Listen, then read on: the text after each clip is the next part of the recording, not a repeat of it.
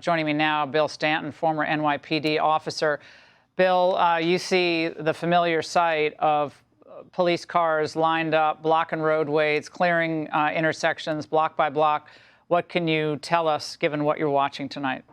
Well, not only what I was watching, Laura, I had a team doing a surveillance out there for a completely different reason. The subject had about 5 retired cops when all of a sudden they saw PD, massive presence.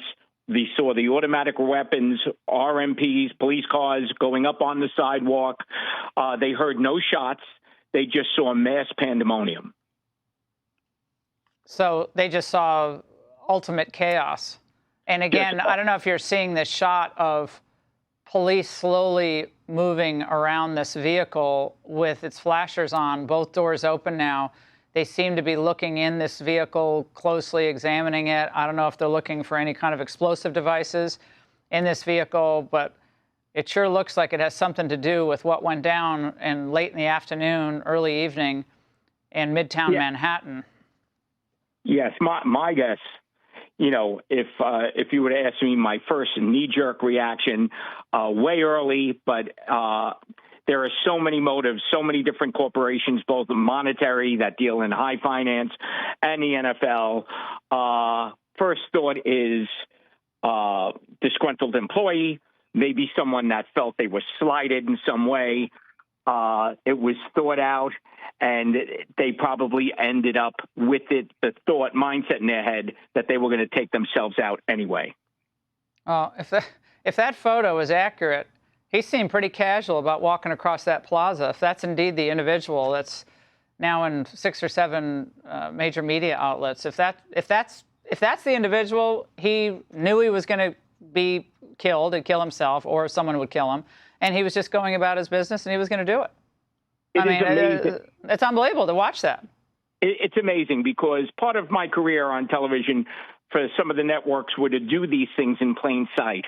You know, I would walk with a blue gun, you know, a fake gun, and no one would notice. It's your body language. As long as you act normal, people are so into their not so smartphones. Yeah.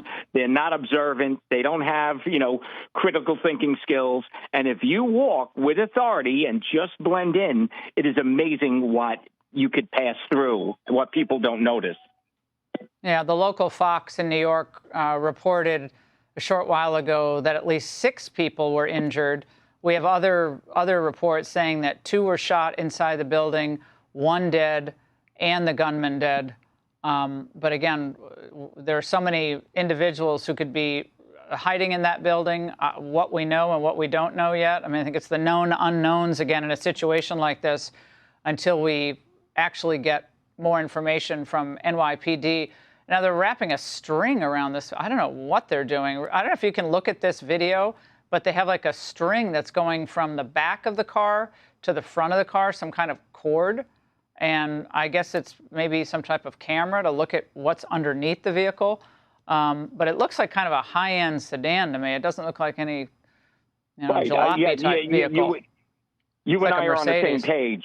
That was my thought when I was thinking disgruntled employee, someone that felt they were slighted. That's what triggered it for me, looking at the high-end sedan. It's not like it's an old van, pickup truck. It doesn't seem, again, early, we're all getting this at the same time. It doesn't seem terrorist-related. You know, that's not the profile, driving a high-end sedan, single person getting out like that. It would have been a different MO. NYPD high source is telling us it's the 41st floor. Sources say that it's locked in the whole floor, and they're not letting anyone out of the 41st floor right now. So imagine being one of those people inside that floor right now. They're on their internet. They're looking at what happened in the building, and you know, again, we go back to 9/11, where people were trapped on floors and not knowing what the best course of action. But apparently, the 31st floor is the same thing. They're just not letting anyone leave.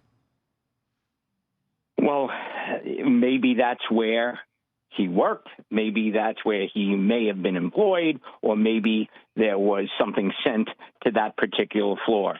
You know, once they make a positive ID on the assailant, the perpetrator, they're going to be right in his social media, seeing if there's any manifesto, any last words, or if he already sent it.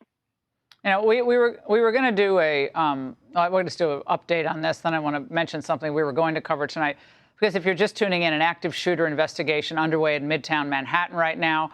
NYPD sources tell Alexis McAdams, one officer who was working security at the building, was shot. The gunman was armed with a rifle, first opened fire in the lobby itself. Police sources also saying he went to at least one other floor and shot people there. And then that the gunman shot himself on the 33rd floor.